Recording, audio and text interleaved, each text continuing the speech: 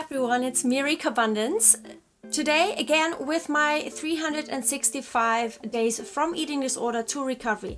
Today I am going to touch on many different topics and I want you guys to let me know now. Pause this video and let me know in the comments, do you like me to include several topics in the video or might it be confusing to you, or like I try to pack these videos as full as possible with information that will take you to the next level in recovery, or even just dare to, go over the edge into actual real recovery. So I'm also going to answer, I have the plan to actually answer one question of yours in every video now, because otherwise I'm not gonna get to them. So thumbs up for that. Let me know in the comments your feedback.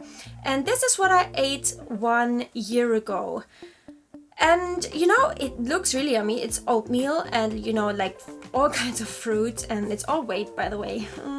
And then cacao powder and coconut butter, like coconut, like the actually blended coconut kind of, like peanut butter just with coconut. This was the next meal, bananas and flaxseed. I only actually ate the flaxseeds because I thought they are important for me to hit my omega-3 requirements, which is sad. I do not eat flaxseed on a daily basis anymore because I think it's just so counterintuitive, and just it baffles me that plant-based experts are putting that out and thinking that that is the most natural way to go about it. No human ever used to do that, eat flax seeds every day in order to get the omega-3s. It's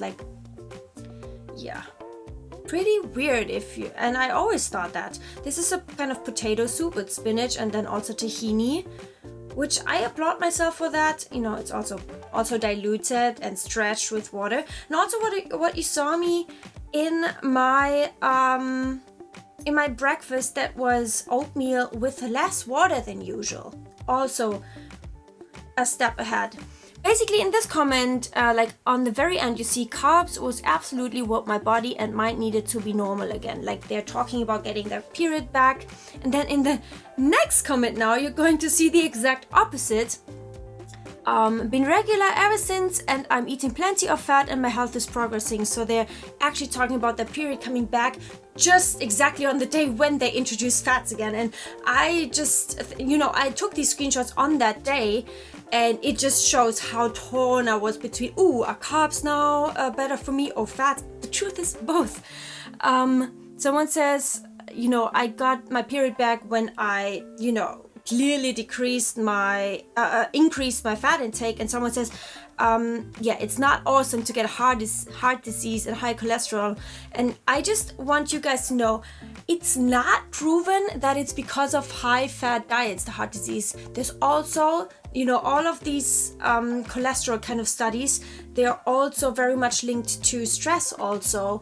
It's not proven per se that cholesterol itself is the villain.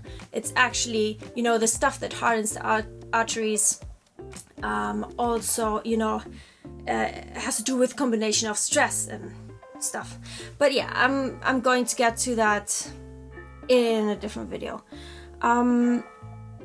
Someone says that there's whole populations who are actually eating a lot of fat, and also from animal fat. It's no problem. So there you have it. There you go.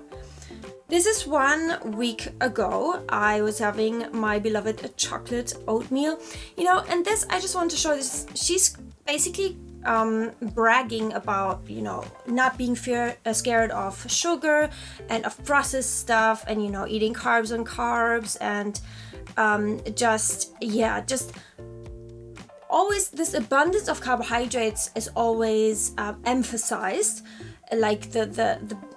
The wonderful side is always emphasized, but what is never shed a light on is that you with these type of meals, you cannot just enjoy a restaurant meal from the menu ever, basically.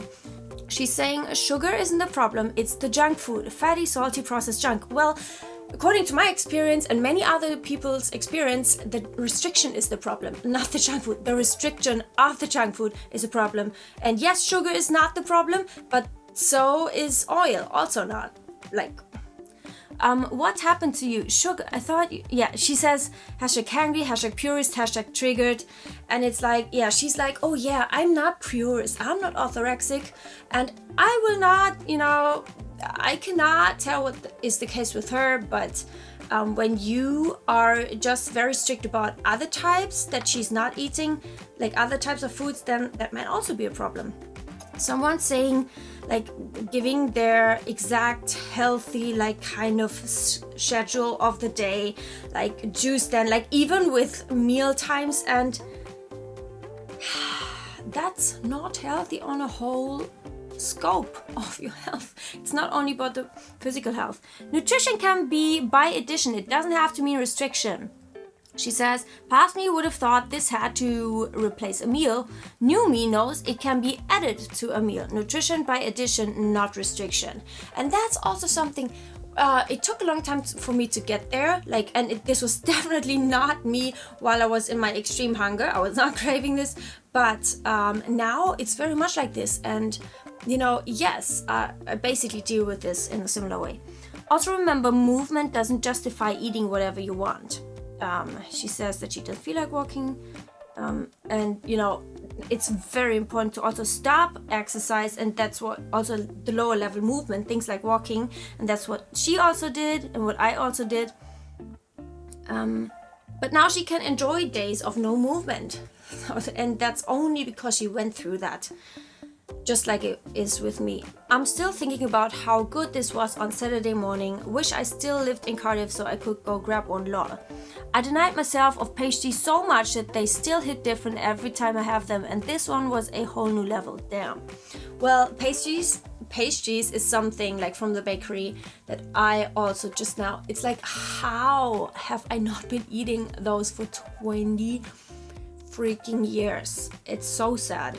On that day, I had also some banana ice cream and popcorn, and also more of that. I just have, I make more and serve myself.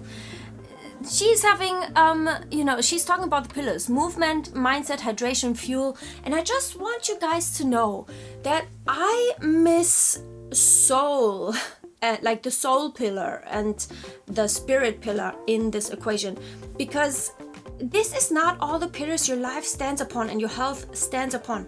I think it's so hyper emphasized and like so hyper stated that physical health is so important. Well, yes, but mental health is just as important, and spiritual health, and like, your soul. Okay, so I just wanted to say that there's this protein bar obsession. I'm not saying this person is obsessed about it, but like, you can have a conventional, like just normal kinds of sweets, okay? It does not have to be a protein bar or a wholesome, healthy type of bar. Have the chocolate or the candy bar, okay? Okay, the common screenshots are about acne. And I know many people who start recovery can also experience acne, maybe even when before their skin was clear. This signals panic to most people, and they start eliminating foods from their diet, but that in return does not help the recovery process and can actually make it worse. Acne can be one of the common and normal recovery symptoms, just like bloating or digestive issues, and it will pass. Your body goes through a lot of changes in recovery, also hormonal changes, which can result in acne. So if you are aware of that, then you will not start cutting out foods from your diet, but simply focus on recovery. Rest, de-stress, and let it pass, because it will. I also in the beginning had a lot of acne in my recovery, but you cannot make the mistakes and say, well, see, it's a dairy, I have to go back to vegan. So yes, I confirm it does pass. Someone says it's okay to eat food if it makes you feel any better. I read an entire book about the link between acne and food and spent months on a strict diet. No change in my skin whatsoever. Yeah, it's just interesting. I share these from a Reddit page so you guys can feel better. I have OCD and used to be very obsessed with eating healthy, so I totally understand where you're coming from. As far as I know, there is no actual strong evidence. I mean, you can go through these slower if you want. Eating disorders are like the epitome of confirmation bias. I read probably non-credible articles and it instantly goes into the part of my brain that, ignites fear. It's so important. You cannot, if you experience acne and like hormonal shifts in your recovery, which basically all of these articles or forum comments are about, then it's because your hormones balance out. It's not because of the food you're eating. It's so important to not start to restrict again. Hormonal birth, acne is not innately, they're saying that it's not actually a signal that something has to be wrong, just like cellulite isn't. Running away from recovery is not going to get me recovered. Recovery is going to get me recovered. 100%. This is the furthest I have ever got in my recovery. Previous recovery attempts have looked a bit like I have eaten more, I gain weight, my ED screams, I get scared, I stop recovering. This recovery attempt looks like I eat more, I gain weight, my ED screams, I get scared, I carry on. And this is the difference between people who are actually getting to full recovery or not, like the people who are not. Like recovering. I carry on recovering on repeat.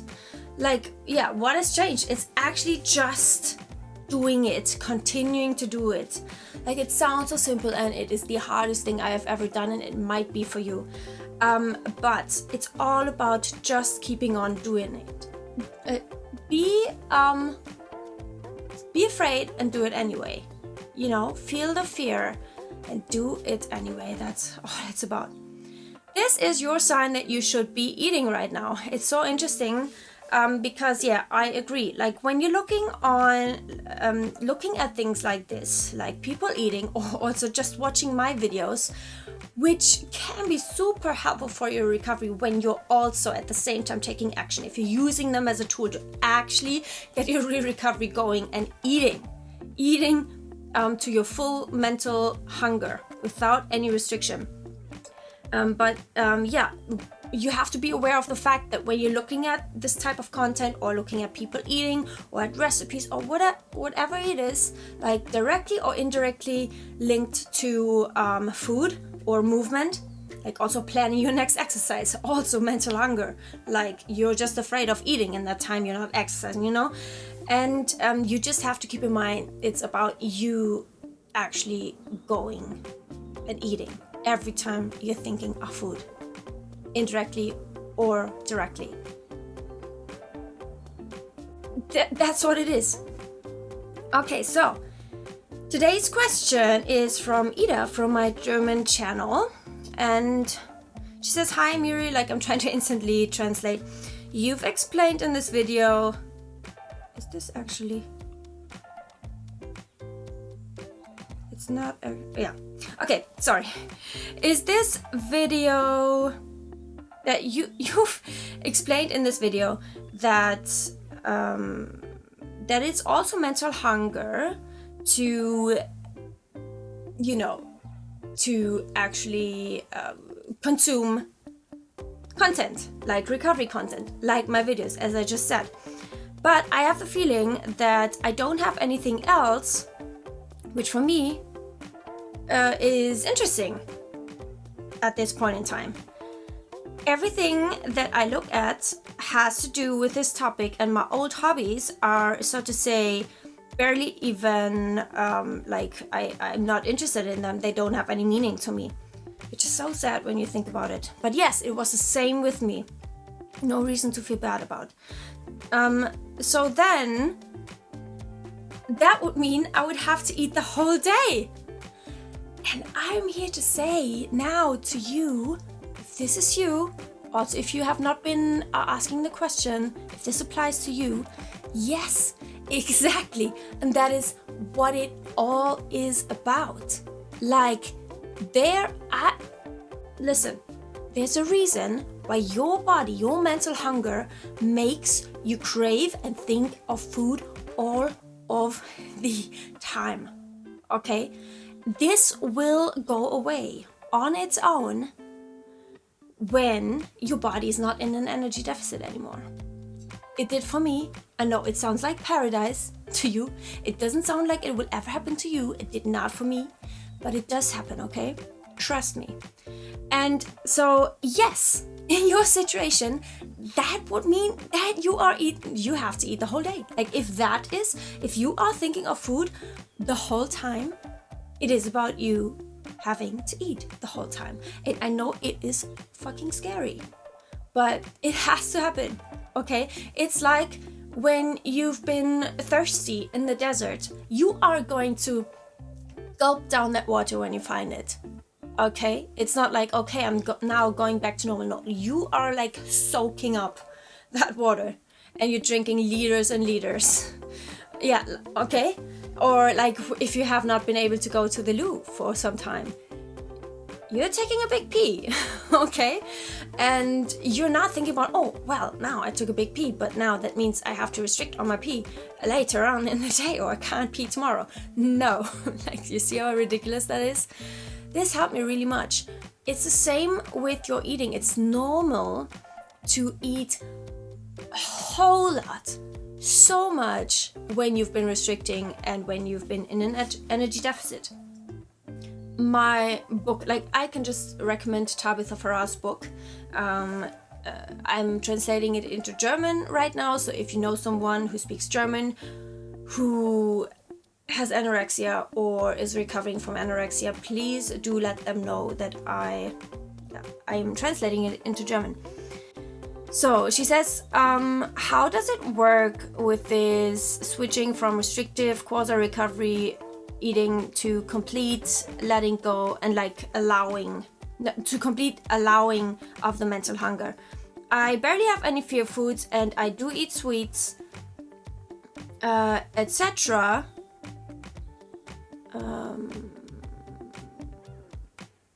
But I don't fully respond to my mental hunger, and I actually adhere to my maximum limit, which she says is minimod, because I simply don't know how to change my eating behavior from one day to the next one so strongly. Okay, so there's big problems here.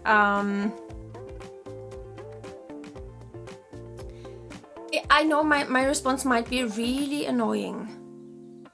It might be annoying to your eating disorder, but it's actually good news.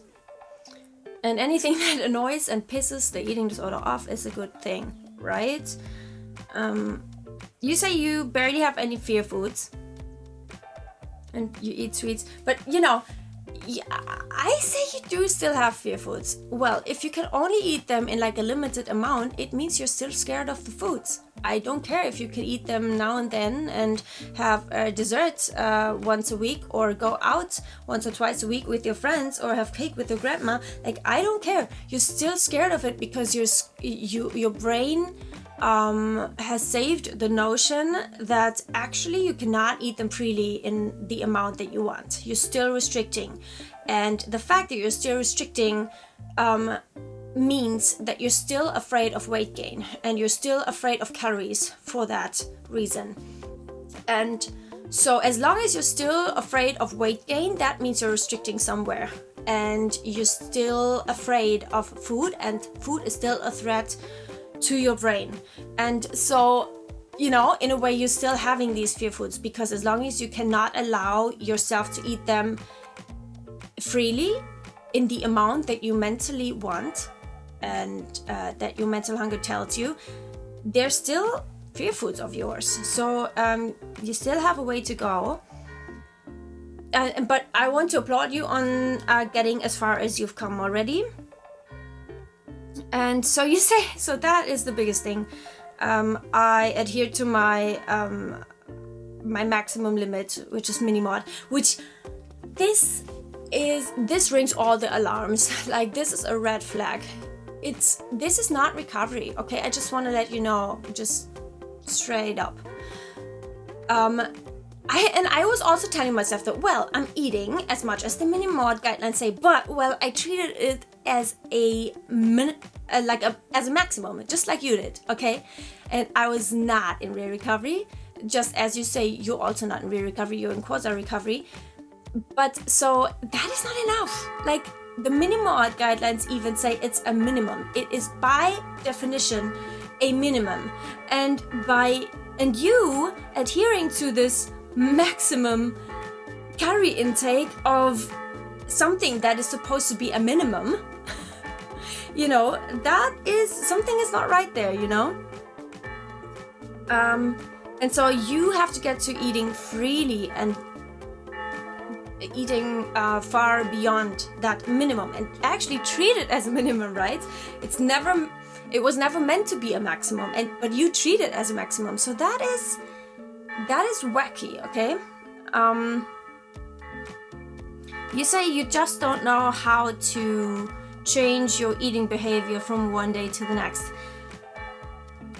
How that could possibly be possible. And I felt the exact same way, and you know what made the difference for me? Just sucking the fact up that I just have to simply do it. And I wish I would have a more magic answer. There are, in fact, exercises that really help you to change that, and it's all about rewiring your brain. And Tabitha Farah's book, it actually helped me so much, and like all of her books actually, but I haven't read them all, but I will probably translate them all into German, so I will read them all. But her first 2 books already helped me so much. They're like a manual how to recover as an adult from anorexia, and it just completely, from one day to the next, took me out of the Quasi Recovery. I am here to tell you today, you are able to just go for it. Yes, from one day to the other. Actually, no, not from today to tomorrow, but actually right now, in 1 second, you can make that switch, and it's just about fucking doing it, okay? It is that simple, and I know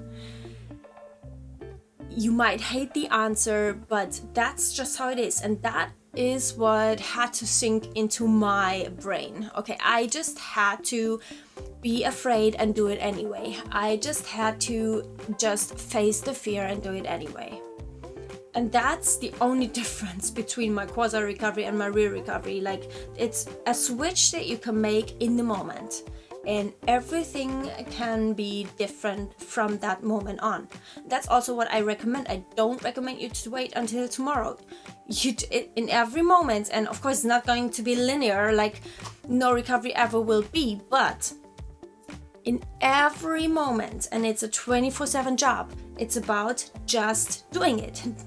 Doing the opposite of what the eating disorder tells you, and responding to your full 100% mental hunger. The reason you're not in real recovery yet is because you are not fully responding to your mental hunger, as you say.